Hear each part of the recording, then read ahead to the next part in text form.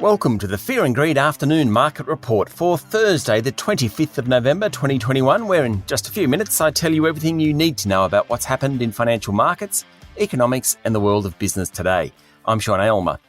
The S&P ASX 200 finished up slightly today, 8 points to be exact, to finish at 7,407 points. Technology stocks, which haven't done so well in recent sessions, reversed that trend with the tech index up sharply. Financial stocks were the worst performers.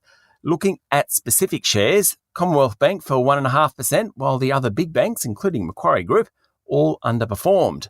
But the big miners, they all did very well. Afterpay jumped more than 4%, and WiseTech Global was up 2.3%. But the highlight of the day was Payments Group EML. Its share price jumped more than 30% after the Irish Central Bank said the group's subsidiary PFS Card Services will be allowed to sign new customers and launch new programs as long as it stays within some parameters. Now, that subsidiary has been hamstrung by inquiries from the central bank since May this year. EML's share price fell sharply as a result, but it's rebounded somewhat. Good news for them. Nickel Mines continued its recent run and jumped 7.2% today. It was the next best on the bourse. And Fisher & Paykel's share price jumped 4.6% after it announced a solid half-year profit. The worst performer today was AMP, which was down 5% after a pretty decent run in recent weeks. Next worst was online retailer Kogan.com, which fell 4.3%. Kogan said it hoped to hit $3 billion in annual sales by the 2026 financial year, and it wants to set up an in-house delivery service.